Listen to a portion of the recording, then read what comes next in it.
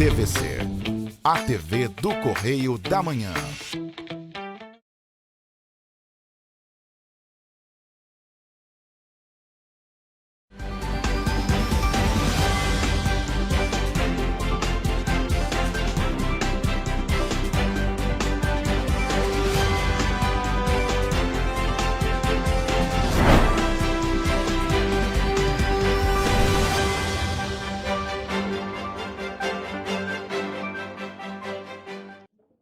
Olá, e começa agora mais um Correio Petropolitano na TV, primeira edição. Eu sou Mariana Braga e estamos ao vivo dos estúdios da TV Correio da Manhã em Petrópolis, trazendo as principais notícias da região, especialmente para você. Hoje é quinta-feira, 8 de janeiro, e você vai ver a seguir. Prefeitura de Teresópolis esclarece readequação de contrato com o Hospital das Clínicas Constantino Otaviano. Prefeitura de Petrópolis inicia processo de licitação para a nova UBS em Correias. Vacina da dengue do Butantan começa a ser aplicada a partir do dia 17. Anvisa libera novo medicamento para a fase inicial do Alzheimer. Agora no Correio Petropolitano na TV, primeira edição. A Prefeitura de Teresópolis divulgou uma nota oficial para esclarecer a readequação do contrato com o Hospital das Clínicas Constantino Otaviano, após a unidade afirmar que poderia haver redução dos serviços prestados para o Sistema Único de Saúde, o SUS. Segundo a Secretaria Municipal de Saúde, a readequação faz parte de um processo técnico e planejado de reorganização do Plano Operativo Anual, alinhado à Rede Municipal de Atenção à Saúde. O objetivo, de acordo com o município, é fortalecer a atenção primária e qualificar o atendimento ambulatorial especializado, seguindo as diretrizes do SUS. O tema ganhou repercussão depois que o hospital divulgou uma nota, alertando para possíveis impactos no atendimento e levantando preocupações sobre cortes e dívidas acumuladas. Em nota, o Hospital das Clínicas informou que a proposta apresentada pela Prefeitura prevê redução de leitos, internações, cirurgias, exames e consultas, além de apontar um histórico de subfinanciamento e uma dívida total superior a 123 milhões de reais, acumulada por diferentes gestões. Por outro lado, a Prefeitura negou que a readequação represente necessariamente uma redução no atendimento do SUS. Afirmou que reconhece a importância histórica do hospital e informou que somente em 2025 foram repassados cerca de 60 milhões de reais para a unidade. A Secretaria de Saúde destacou ainda que permanece aberta ao diálogo institucional, priorizando a sustentabilidade financeira e o atendimento para a população de Teresópolis. Agora, mudando de cidade, a Prefeitura aqui de Petrópolis deu início ao processo de licitação para a instalação de uma nova unidade básica de saúde, uma UBS, em Correias, que fica no 2º distrito aqui da cidade. A instalação será feita por meio de verba do Programa de Aceleração do Crescimento do Ministério da Saúde.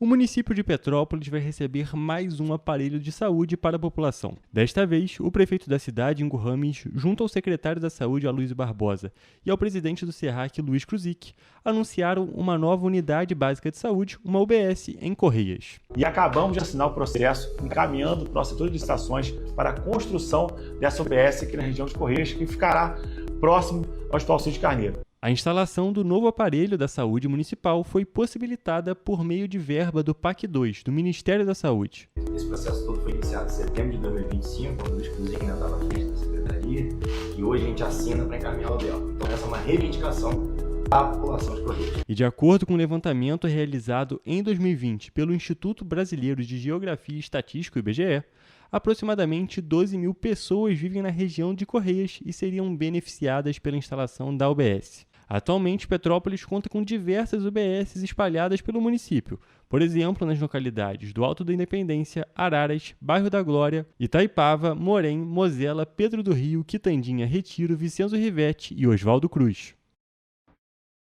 Ainda falando sobre saúde, o Sistema Único de Saúde vai iniciar a aplicação da vacina contra a dengue, desenvolvida pelo Instituto Butantan, a partir agora do dia 17 de janeiro.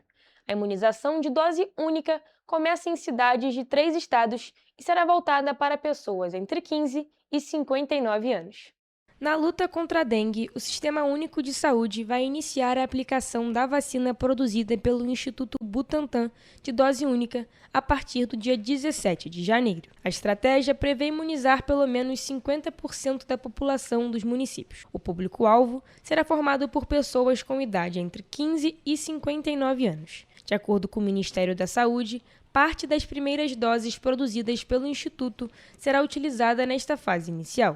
O primeiro lote também será destinado aos profissionais da atenção primária que atuam nas unidades básicas de saúde. Segundo a pasta, com o aumento da produção de doses, a vacinação será gradualmente ampliada para todo o país. A ideia é começar pela população de 59 anos e avançar até o público de 15 anos, conforme a disponibilidade de doses. Vale destacar que, atualmente, o SUS oferece outra vacina contra a dengue, aplicada em 2 doses, destinada a adolescentes de 10 a 14 anos. Nesta semana, o Instituto Butantan divulgou dados que reforçam a eficácia do novo imunizante. Um estudo publicado em uma revista americana apontou que a vacina reduz a carga viral em pessoas infectadas, o que costuma resultar em quadros menos graves da doença.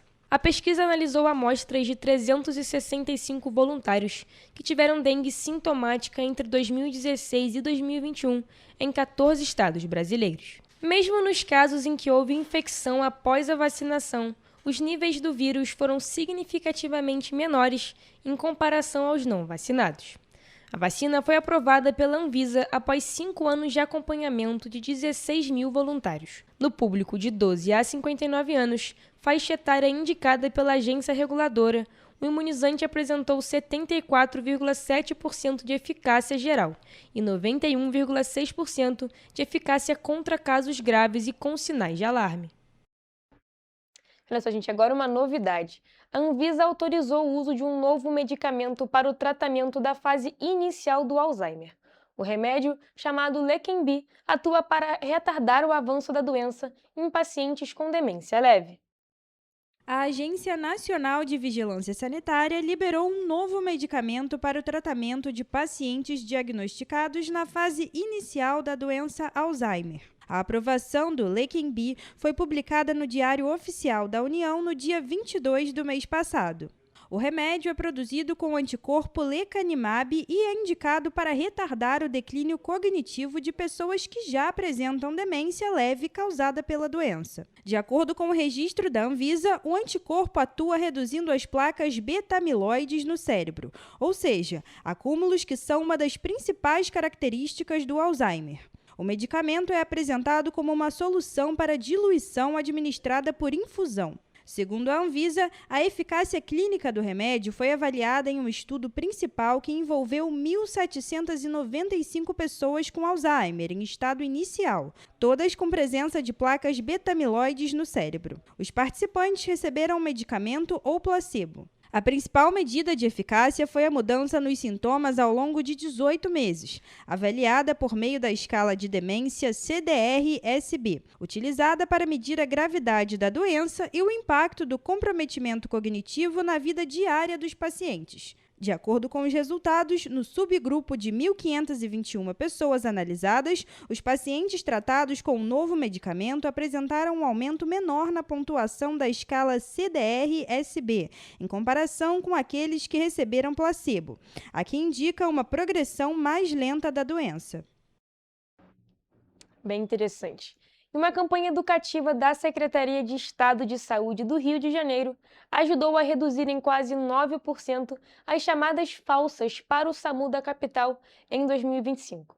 A iniciativa contribuiu para tornar o atendimento mais ágil e eficiente, para garantir também que as equipes de socorro estivessem disponíveis para quem realmente precisava. De acordo com a Secretaria de Estado de Saúde, o Serviço de Atendimento Móvel de Urgência do Rio de Janeiro registrou 596.319 ligações atendidas pela Central de Regulação 192 entre 1º de janeiro e 18 de dezembro de 2025. O número de trotes caiu cerca de 9% no período, reflexo direto das ações de conscientização realizadas pela pasta. Ao longo dos últimos 5 anos, a redução das ligações falsas chegou a aproximadamente 45%. Mesmo assim, o problema ainda preocupa. Somente em 2025, o SAMU contabilizou 16.592 chamadas falsas. Segundo a coordenadora geral do SAMU, Coronel Bárbara Alcântara, cada ligação indevida pode comprometer o atendimento a uma emergência real. Ela reforçou ainda que o trote é crime previsto em lei e destacou a importância das campanhas educativas realizadas em escolas e nos meios de comunicação, além da conscientização contínua da população. Atualmente, o SAMU do Rio de Janeiro conta com 151 ambulâncias, sendo 106 destinadas ao atendimento diário e 45 ao transporte interhospitalar, além de 2 helicópteros que operam em parceria com a Superintendência de Operações Aéreas. Além disso, o serviço reúne 2.183 profissionais de diversas áreas. E você vai ver no próximo bloco. Prefeitura de Petrópolis realiza reparo em rede fluvial no centro da cidade e trânsito permanecerá modificado até o fim da obra. O MPRJ recomenda que Teresópolis e Câmara revoguem lei que permite a construção de prédios de até 60 metros de altura. Lei proíbe descontos de associações em benefícios do INSS. Polícia Civil prende 3 criminosos e localiza novo resort de facção criminosa no Rio. Arma de fogo é apreendida e 4 pessoas são autuadas em Petrópolis. Correio Petropolitano na TV, primeira edição, volta já.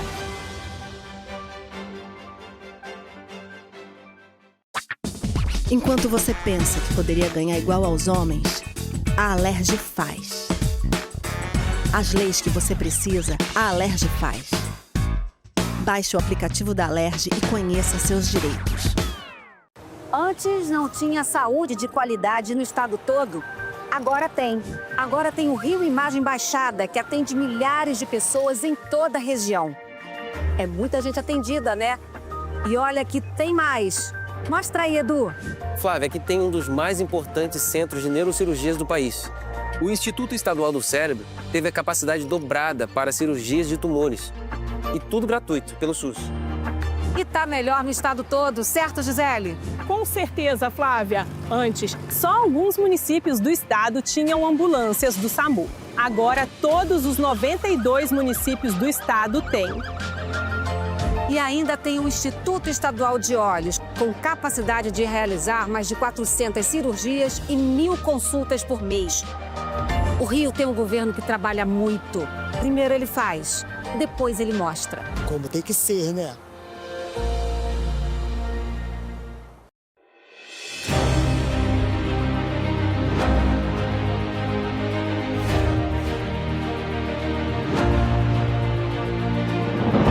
Não é jornalismo de direita, é jornalismo direito.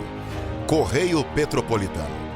Tudo que seu jornal não deveria ter deixado de ser. Todos os dias, em uma banca perto de você.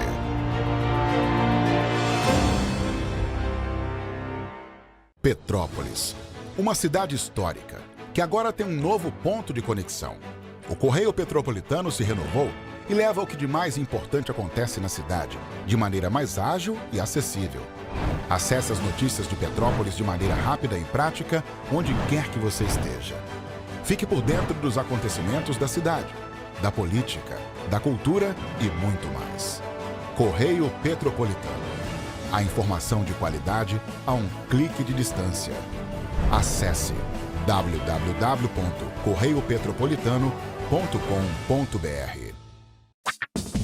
Enquanto você imagina que poderia rolar desconto na conta de luz, a Alerj faz. As leis que você precisa, a Alerj faz. Baixe o aplicativo da Alerj e conheça seus direitos.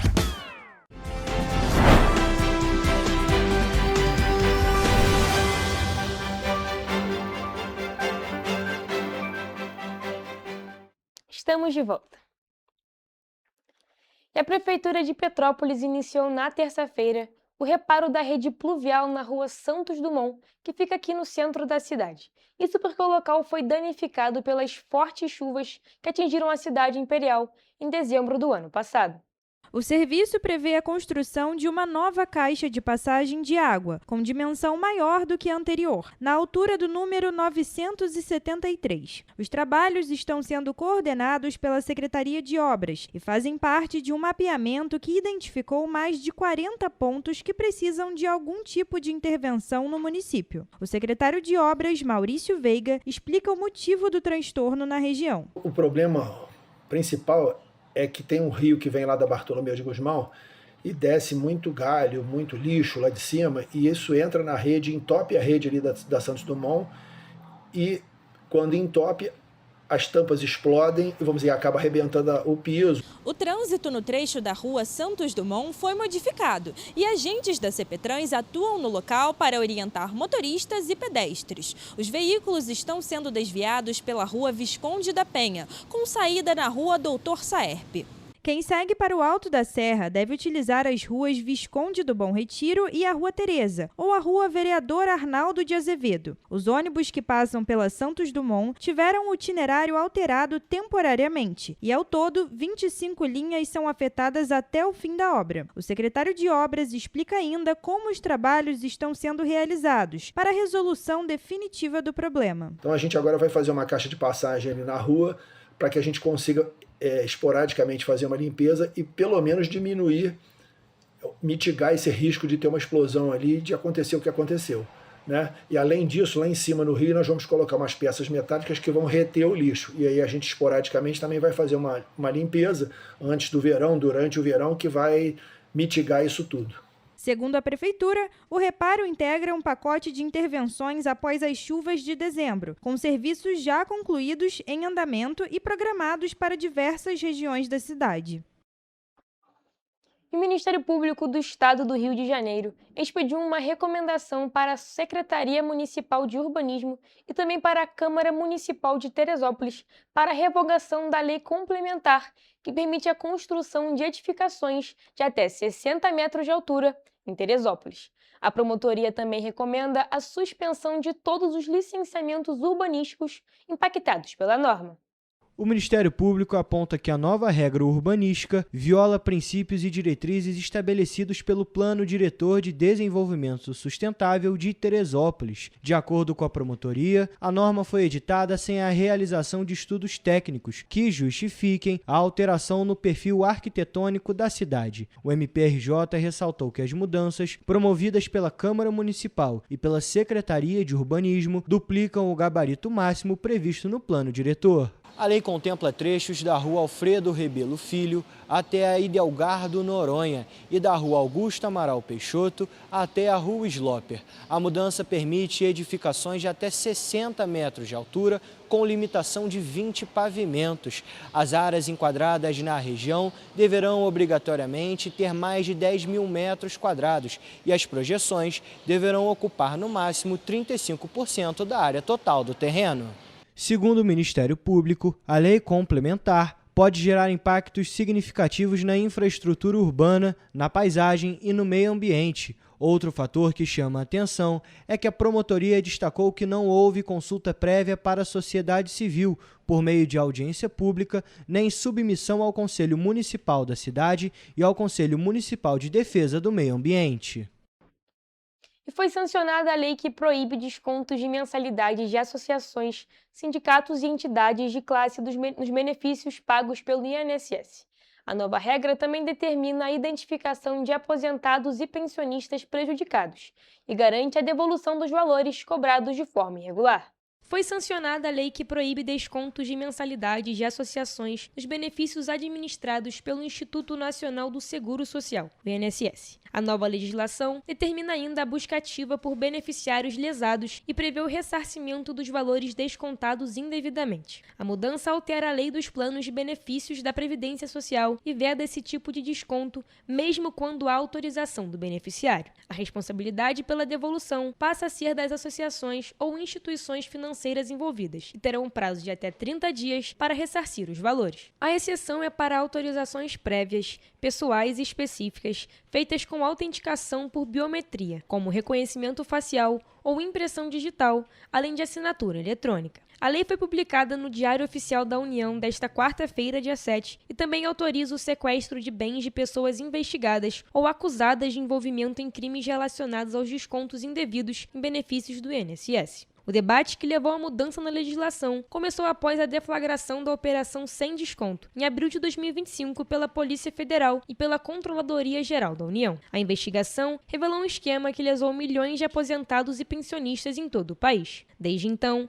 todos os acordos de cooperação técnica que permitiam descontos automáticos de mensalidades associativas foram suspensos e uma força-tarefa foi criada para a devolução dos valores aos beneficiários prejudicados. De acordo com o INSS, até o dia 5 de janeiro já foram ressarcidos mais de 2 bilhões de reais. Além disso, mais de 72 milhões de consultas sobre descontos indevidos foram registradas no aplicativo Meu INSS e ainda há mais de 6 milhões de pedidos de contestação em análise. Até o momento, mais de 131 mil casos de descontos irregulares já foram reconhecidos. E o Rio de Janeiro é o segundo estado com a maior proporção de idosos no país. E diante desse cenário, o governo do estado tem reforçado os investimentos na rede pública de saúde voltada para esse público. A reforma de um hospital especializado e a criação de um plano estadual estão entre as ações para garantir um atendimento mais humanizado e preparado para o futuro. O estado do Rio de Janeiro hoje é considerado o segundo estado com maior população idosa no país. Temos 13% de população idosa, mas a perspectiva é de que em 2060 temos 40% da população idosa no nosso estado. Segundo o censo de 2022, 13,1% da população fluminense tem mais de 60 anos.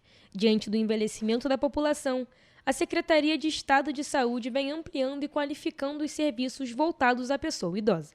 Na zona oeste do Rio, o Hospital Estadual Eduardo Rabelo, em Senador Vasconcelos, passou por uma ampla reforma. A unidade é referência no atendimento geriátrico e recebeu melhorias estruturais, ampliação de leitos e modernização dos serviços. Na nossa rede tem o Hospital Estadual Eduardo Rabelo, onde tem um investimento recente de casa de 13 milhões, onde saímos de 31 leitos para 69, sendo que destes, 7 são de leitos de UTI. Inaugurado em 1973, o Hospital Eduardo Rabelo atende exclusivamente idosos. Entre janeiro e setembro de 2025, foram mais de 16 mil atendimentos no ambulatório, que conta com 15 especialidades, como geriatria, cardiologia, ginecologia, oftalmologia, odontologia e ortopedia. Todo atendimento tem que ser muito importante, mas o atendimento do idoso é uma outra visão.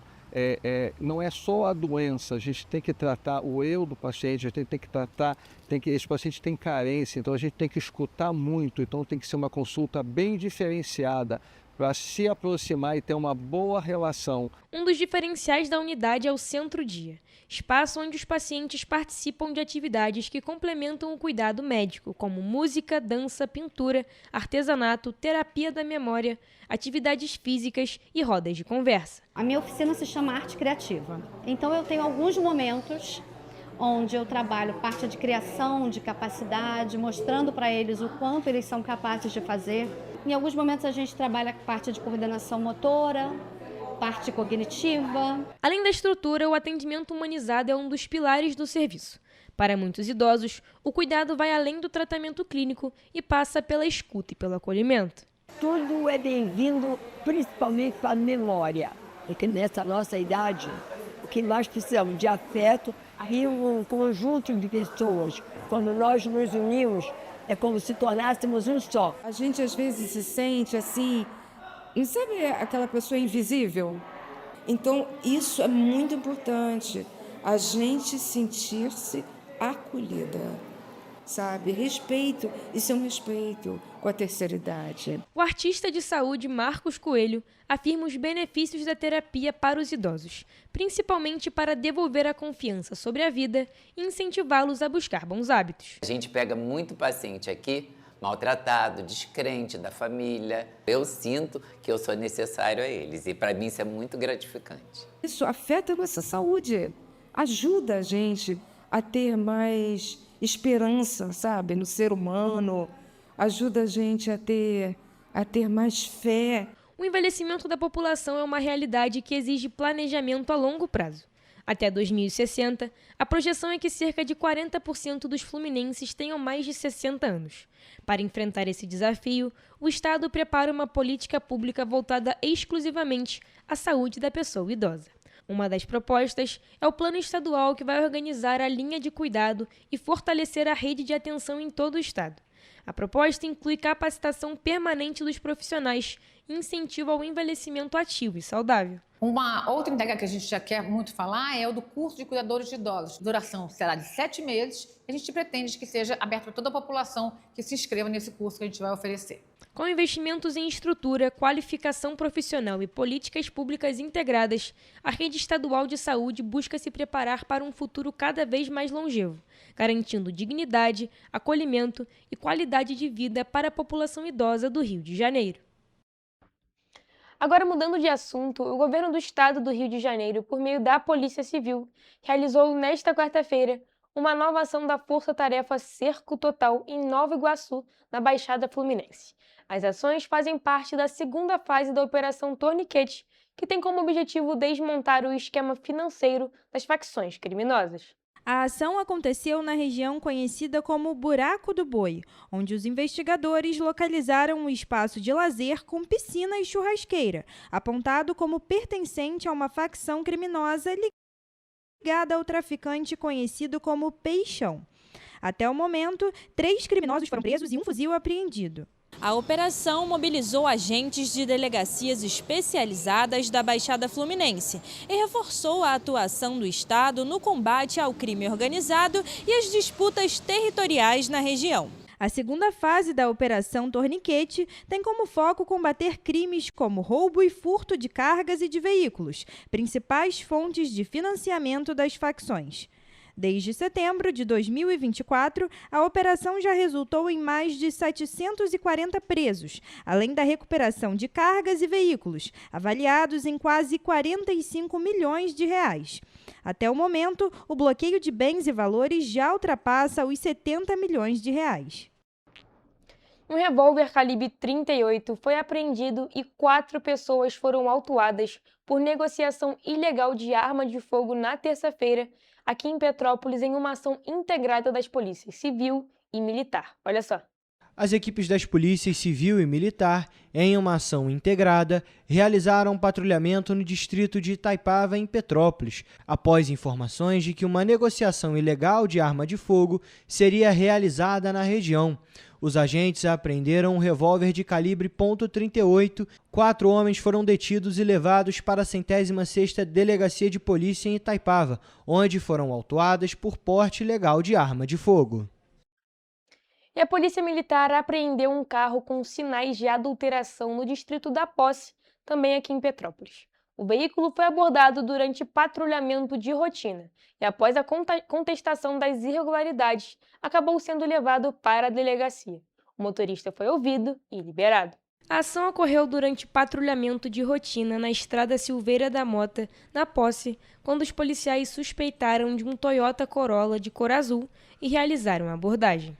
Após consulta aos sistemas, foram identificadas divergências no sinal identificador do motor. Além disso, o certificado de registro e licenciamento do veículo apresentou irregularidades, com um QR Code sem autenticidade.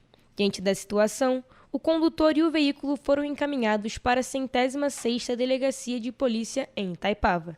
No local, foi instaurado inquérito policial com base no artigo 311 do Código Penal, que trata da adulteração de sinal identificador de veículo automotor. O homem foi ouvido e liberado, enquanto o automóvel permaneceu apreendido para a realização da perícia. E policiais militares do 38º Batalhão de Polícia Militar realizaram 2 apreensões de drogas na terça-feira em Três Rios e também em Paraíba do Sul. As ações foram desencadeadas após denúncia de entorpecentes escondidos em áreas já conhecidas pela atuação do tráfico. Em Três Rios, a apreensão aconteceu no pátio da estação, após equipes do Grupamento de Ações Táticas receberem informações de que o local estaria sendo utilizado para a venda de drogas. Durante a chegada dos policiais, os suspeitos fugiram. Em uma varredura no terreno, os militares encontraram uma sacola enterrada com cerca de 640 gramas de crack, entre barras e pedras prontas para venda, além de etiquetas e material usado para embalar a droga. Já em Paraíba do Sul, durante patrulhamento no bairro Santa Josefa, os policiais localizaram 10 pedras de crack enterradas, em frente a um imóvel abandonado em uma área já conhecida pelo tráfico. Todo o material apreendido nas duas ocorrências foi encaminhado às delegacias responsáveis. Agora nós vamos para um rápido intervalo, mas não saia daí porque já temos o Correio Esportivo.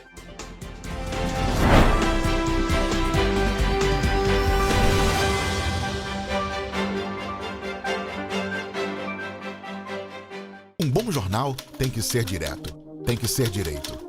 Não ser de esquerda ou de direita, mas direito. É ter coragem de informar a verdade e não impor a sua verdade. É respeitar a inteligência do leitor e vontade do eleitor. Correio da Manhã, um jornal que há 124 anos tem a coragem de ser direto e direito. Em uma banca perto de você.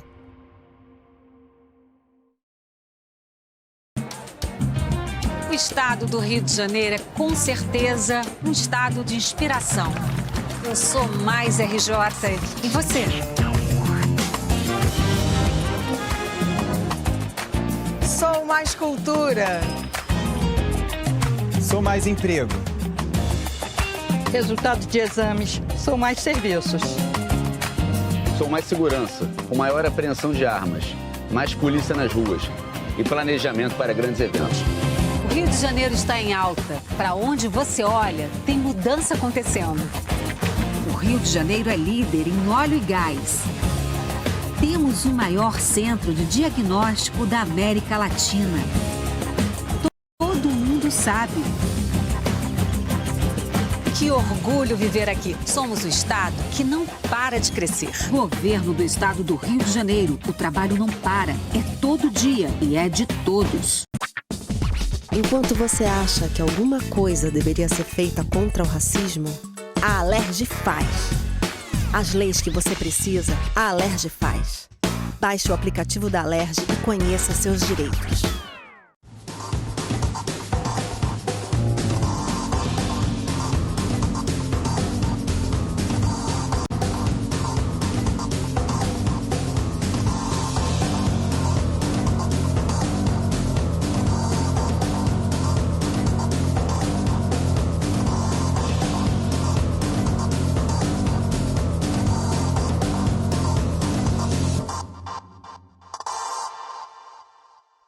Petrópolis, uma cidade histórica, que agora tem um novo ponto de conexão. O Correio Petropolitano se renovou e leva o que de mais importante acontece na cidade, de maneira mais ágil e acessível. Acesse as notícias de Petrópolis de maneira rápida e prática, onde quer que você esteja. Fique por dentro dos acontecimentos da cidade, da política, da cultura e muito mais. Correio Petropolitano. A informação de qualidade a um clique de distância. Acesse www.correiopetropolitano.com.br.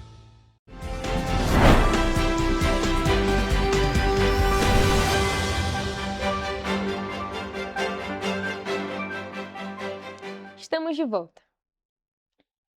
E como prometido, vamos agora ao Correio Esportivo com as principais notícias do mundo do esporte, com Hugo Petersen e Jonathan Joras.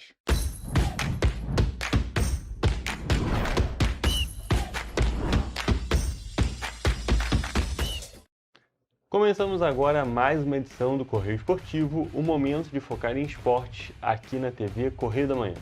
E hoje nós vamos conversar sobre futebol e tênis. E nós vamos começar falando mais um pouco sobre o mercado de transferências do futebol. Isso porque a novela Hulk tem um novo capítulo. As diretorias de Atlético Mineiro e Fluminense agora conversam diretamente para definir o futuro do jogador. Antes, quem conduzia a negociação era a representante do atleta, porém agora esse cenário mudou. De acordo com relatos, na terça-feira, Rafael Menin conversou com Mário Bittencourt, ex-presidente do Fluminense e colaborador da atual diretoria. O acionista do Atlético Mineiro avisou que aceitaria negociar o jogador, desde que uma compensação financeira fosse feita ao clube mineiro. A multa rescisória de Hulk para deixar o Atlético hoje é de 60 milhões de reais, mas existe a possibilidade de flexibilizar esse valor para que os clubes cheguem a um consenso. Jonathan, a gente tem que destacar aqui toda essa situação que realmente já está virando uma novela, Hulk, Fluminense, Atlético Mineiro, e eu diria até que esse daqui é um capítulo extra, porque parecia que a situação estava estabilizada, que o Hulk realmente ia ficar no Atlético Mineiro, principalmente por conta dos posts que ele fez no Instagram, falando que ia cumprir o contrato, explicando um pouco mais da situação, mas agora parece que o cenário mudou e não é mais só a vontade do Hulk, parece que agora o Atlético Mineiro está mais disponível para isso. Eu acho que os posts do Hulk nos stories do Instagram criaram um clima muito pesado ali como eles chamam, né, na cidade do Galo. E o próprio Paulo Brax deu uma entrevista recente, que é o CEO ali, né, da SAF do Galo, falando que não queria negociar o Hulk, que iria conversar ainda com o Hulk. Inclusive, ele recentemente nessa entrevista ele falou sobre o jogador Otávio, que era do Atlético Mineiro, está no Fluminense, que é um grande amigo do Hulk e que ele se arrependeu de negociar. Então, a impressão que eu tive é que a diretoria do Galo meio que jogou pra galera, né? Então falou que não queria negociar o Hulk internamente, aí viu a reação ruim da torcida, aí por conta da reação da torcida preferiu falar que não, a gente não quer negociar o Hulk, e aí fica fazendo esse jogo duro. Eu entendo o lado do Galo, o Hulk tem contrato com o Galo, com o Atlético Mineiro, tá certo, tem que segurar. Se é bom pro clube, tem que segurar o jogador, mas parece que o clima não tá muito legal lá. Exatamente, parece que a vontade do Hulk era ter, na verdade a vontade do Hulk eu não diria que é sair do Atlético Mineiro, mas exatamente. A vontade é ter um bom projeto esportivo para a carreira dele. Ele tá no final da carreira, já tem quase 40 anos, porém ainda é um grande jogador, a gente já comentou isso da última edição. E fisicamente tá quase parece para o auge, né? Exatamente. Porém, o projeto que foi apresentado para o Atlético Mineiro para essa renovação, ele mesmo disse no post do Instagram que era um projeto que não era ruim, que parecia que eles estavam querendo aposentar ele. Tanto que propuseram um documentário e coisas do tipo, inclusive aquela questão da SAF, que no final das contas era um pouco mais complicada, menos benéfica para ele, mas também depois da aposentadoria. Então, parece que o Hulk não ficou muito satisfeito com essas atitudes do Galo, mas vendo a reação da torcida, vendo tudo, tinha se convencido a ficar no clube, ficar no Atlético, o clube que ele é muito ídolo. Porém, aí vendo toda essa situação depois, parece que a torcida do Galo também se colocou à disposição de negociar. E é claro, a gente vai continuar trazendo aqui para vocês no Correio Esportivo mais informações sobre essa novela, que pode ser muito benéfica, tanto para o Atlético Mineiro, se ele ficar, ou para o Fluminense, caso ele venha para o clube carioca. E ainda falando sobre o mercado da bola, o Remo anunciou a contratação do volante Patrick de Paula do Botafogo na quarta-feira, dia 7. Contratação anunciada minutos após confirmar a contratação do atacante Carlinhos. O jogador já está integrado ao elenco azulino no CT do Retrô, em Pernambuco. Patrick de Paula estava atuando pelo Estoril Praia de Portugal, emprestado pelo próprio Botafogo, que agora cede o volante ao Leão. É a terceira vez que o carioca é emprestado pelo Glorioso.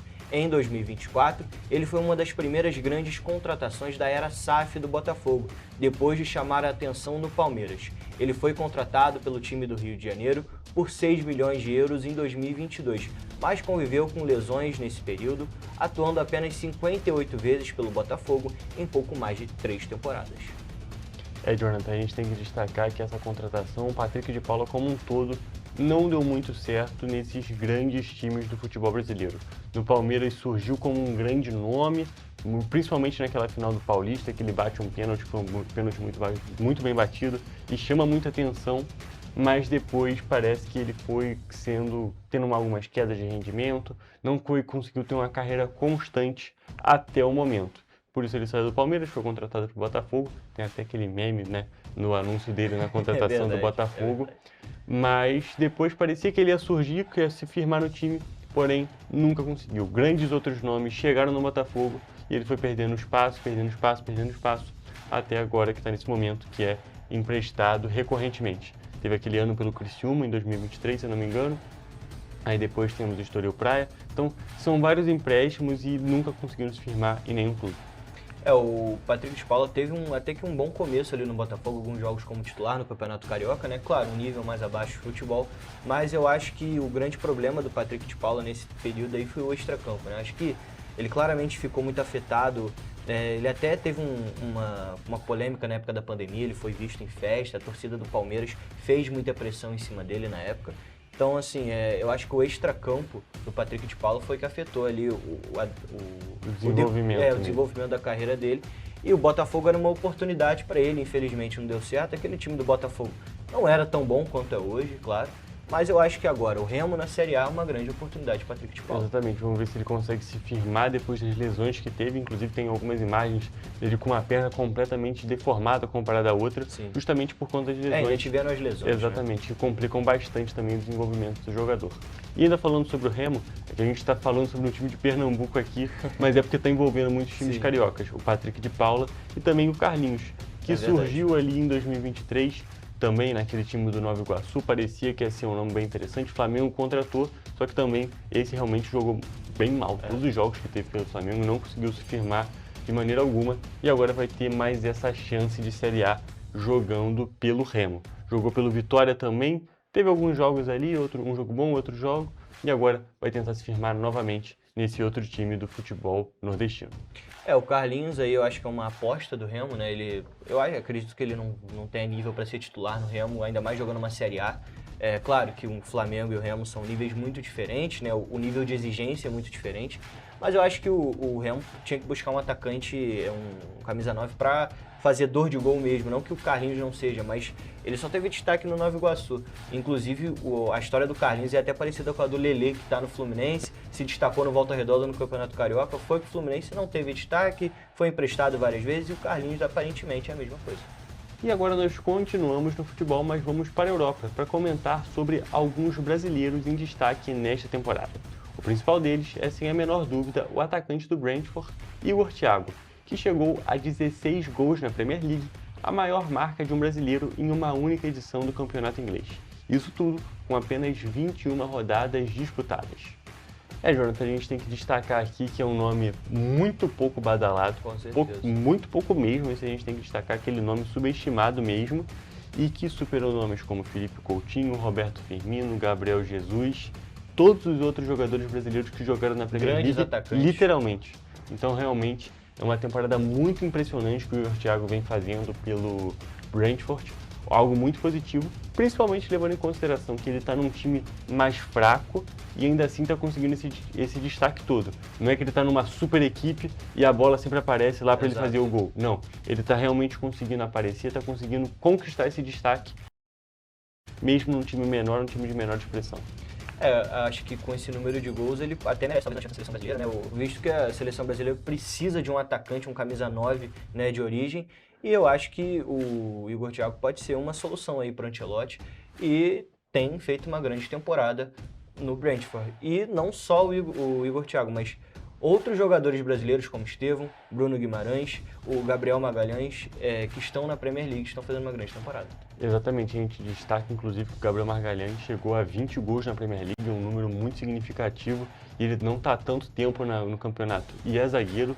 O Bruno Guimarães é um grande jogador, já é muito firmado, um ídolo da torcida do Newcastle, é o capitão do time. Mesmo sendo brasileiro, é algo muito incomum de acontecer. Essa nova era do Newcastle, né? Exatamente, e foi muito importante, inclusive numa vitória de virada impressionante recente do Newcastle contra o Leeds United. O Estevão a gente já comentou bastante, é um fenômeno que está acontecendo lá na Inglaterra. Acho que é o grande nome aí da seleção brasileira. Exatamente. Inclusive. E o outro grande nome da seleção brasileira, mas que não jogou nas últimas convocações por conta de lesão e que não joga na Premier League, mas está voltando agora, é o Rafinha. Que teve um período ali lesionado, o final da temporada dele não foi tão bom, principalmente ali depois da eliminação da Champions do Barcelona. Ele ainda continuou em destaque, mas não tão destaque quanto antes. E agora voltou de lesão e está jogando muita bola, jogando muito mesmo no Barcelona. E tem tudo para gerar uma dor de cabeça bem grande no Ancelotti nesses últimos jogos de preparação para a Copa do Mundo e também na Copa do Mundo. O atacante central da seleção brasileira é um grande dilema ainda de quem vai ser por falta de opção. Sim. Mas as outras posições do ataque estão muito bem servidas. Mas agora falando de tênis, João Fonseca se garantiu entre os 32 cabeças de chave da Australian Open e apesar de ter desistido do ATP de Brisbane nesta semana por sentir uma lesão na lombar, o brasileiro contou com derrotas de adversários diretos no ranking para continuar na zona de favoritos de Melbourne na próxima atualização do ranking. Assim, o tenista de 19 anos vai ser pela primeira vez um cabeça de chave de um Grand Slam, fugindo de um confronto com um dos top 30 nas 2 primeiras rodadas. E ainda falando do Australian Open, a competição anunciou uma premiação recorde para essa edição de 2026. O Grand Slam de Melbourne teve um aumento de 16% no bônus em dinheiro aos tenistas. Assim, vai distribuir 111,5 milhões de dólares australianos, pouco mais de 405,5 milhões de reais. Com esses valores iguais para homens e mulheres, os campeões das chaves de simples vão embolsar 4,5 milhões de dólares australianos, o que dá um pouco mais de 15 milhões de reais.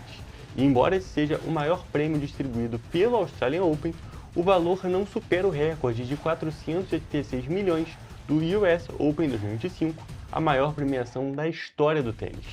Jonathan, eu diria que é muito bom a gente ter esse reconhecimento ainda, essa sorte, que o João Fonseca deu de poder continuar como cabeça de chave para poder avançar de uma maneira melhor no Australian Open, um caminho mais tranquilo. E também, é claro, muito bom esse reconhecimento financeiro para os atletas. Eu acho que o João Fonseca já deixou de ser aquela coisa, para o futuro, para a promessa. Ele já é uma realidade que tem um futuro muito grande pela frente. É verdade. E com essas informações, gente, nós encerramos o nosso Correio Esportivo de hoje. Até a próxima. Até.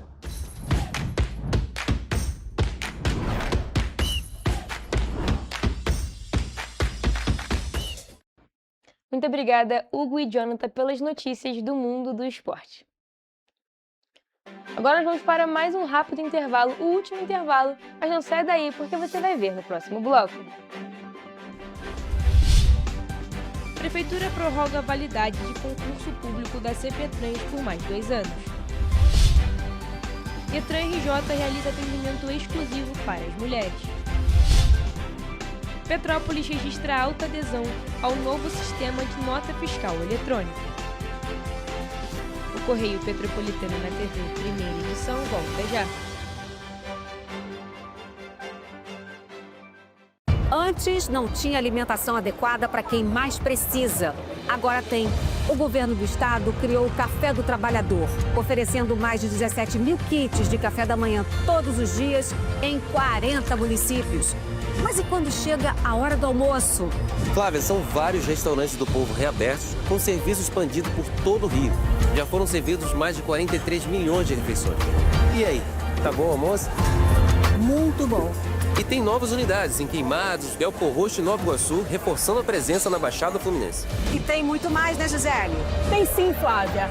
Antes, tinha muita gente sem alimentação adequada. E com o RJ Alimenta, o governo do estado distribui 8 mil quentinhas todos os dias de café da manhã, almoço e sopa em todas as unidades.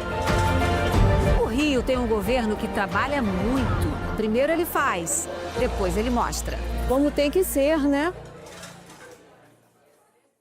Correio da Manhã. O grupo de comunicação que mais cresce no Brasil. 5 gráficas, 5 jornais diários. Correio da Manhã, Correio Nacional, Distrito Federal, Sul Fluminense, Petropolitano e agora Correio da Manhã São Paulo. Além do Jornal da Barra, Jornal de Turismo, Revista O Cruzeiro, TV Correio da Manhã e estúdios próprios. Grupo Correio da Manhã. Informação com tanta credibilidade que é impressa todos os dias. Para ter mais qualidade de vida, conte com a maior rede de academias de Petrópolis. Aqui na Corper, com uma mensalidade, você utiliza todas as unidades: Centro, Bingen, Itamaraty e Itaipava. Com planos a partir de R$ 98,00, a academia oferece ambientes modernos para você cuidar da sua saúde com segurança. Os espaços contam com dezenas de aparelhos de musculação, diversos equipamentos para aeróbico e funcional, além, é claro, de profissionais qualificados e uma extensa grade de aulas coletivas, que inclui dança, bike, jump, wolf fit, step fit, entre outras. Nossas estruturas são equipadas com salas de musculação e aulas coletivas, salas de avaliação física e nutricional, vestiários e estacionamentos amplos. Venha nos fazer uma visita e surpreenda-se!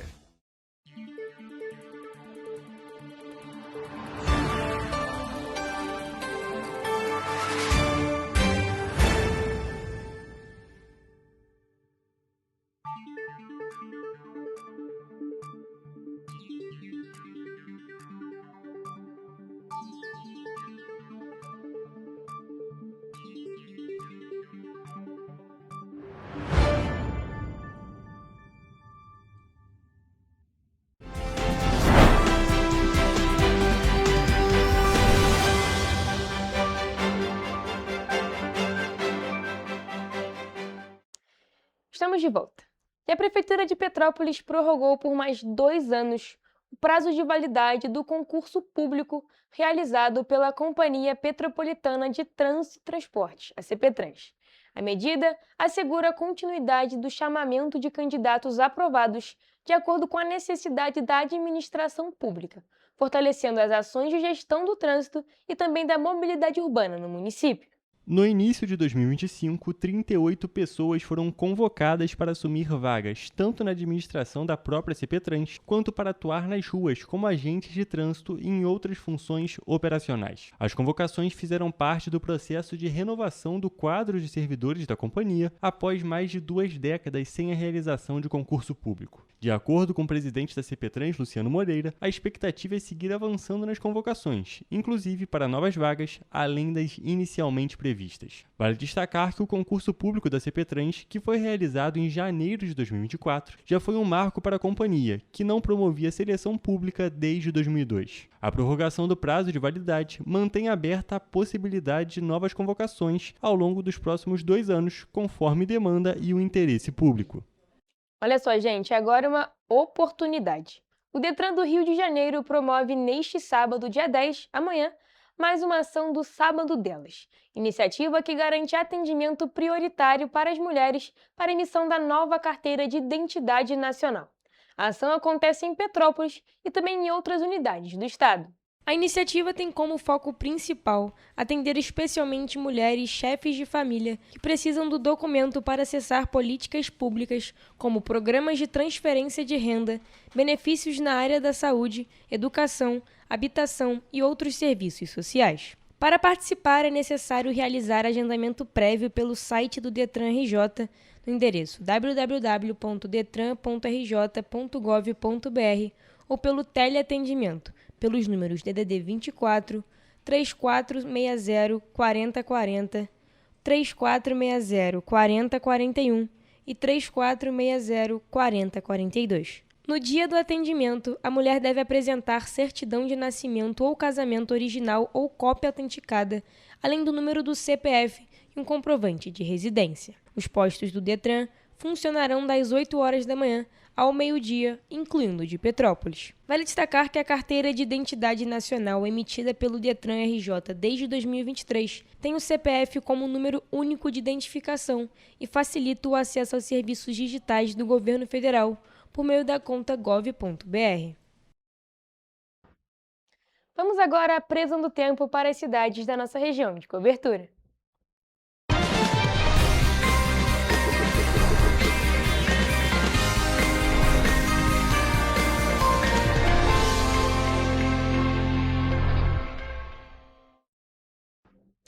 Gente, hoje é a quinta-feira, fim da semana já, caminhando para o sextou. Eu diria que essa é a segunda previsão que os nossos telespectadores mais aguardam, né? E é por isso que eu já estou aqui ao vivo com o Jonathan Joras, que vai trazer todas as informações para a gente. Boa tarde, Jonathan, tudo bem? E aí, a gente viu que a chuva deu uma diminuída hoje, ontem estava chovendo bastante aqui, pelo menos aqui em Petrópolis. Como é que está a previsão para as cidades da nossa região de cobertura para amanhã, sexta-feira?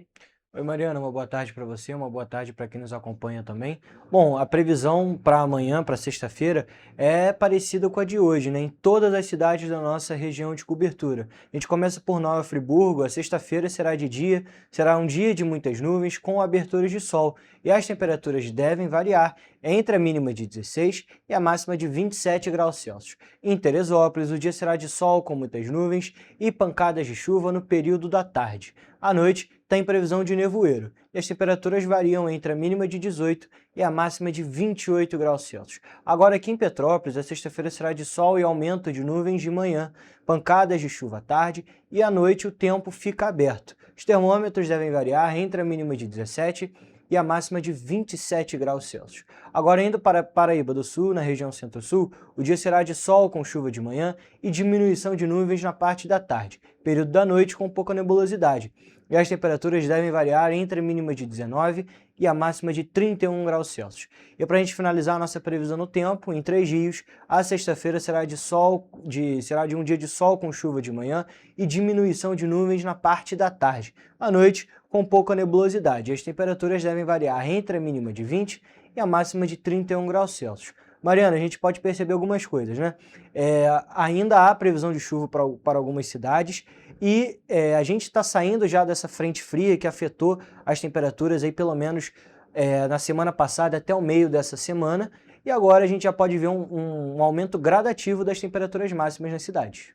Pois é, Jonathan, eu tinha comentado com a Evelyn, inclusive, no início da semana, que a previsão só ia melhorar a partir de quinta, sexta-feira, e é realmente o que está acontecendo. Apesar das mínimas, pelo menos aqui na região serrana, ainda estarem muito abaixo dos 20 graus, né? Ali 17, 16 graus em Nova Friburgo, a mínima para amanhã, mas as temperaturas máximas já estão chegando na casa dos 30 graus, então realmente está esquentando, está bem mais quente do que a gente viu durante toda essa semana que passou. E como você falou, as chuvas, tem amanhã previsão de chuva, mas já é chuva mais de verão, aquela chuva mais com cara de verão, pancada de chuva, diferente do que a gente viu, uma chuva intermitente durante essa semana. Mas bom, Jonathan, muito obrigada por suas informações e essa foi a nossa previsão do tempo.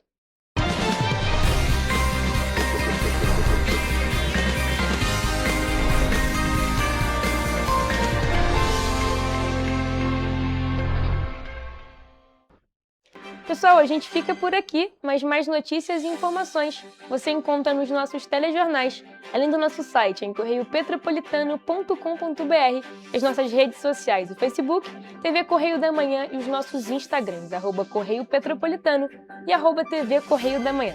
Siga a gente para se manter sempre informado.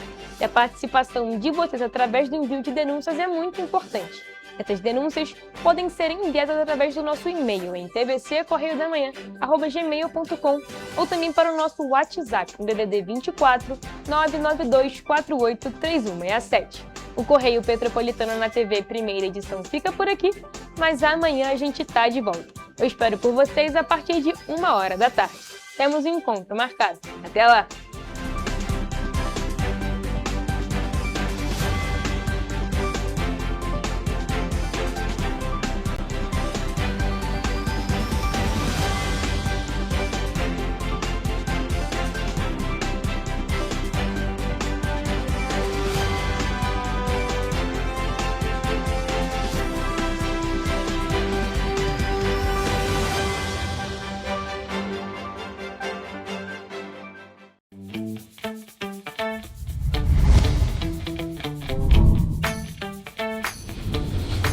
TVC, a TV do Correio da Manhã.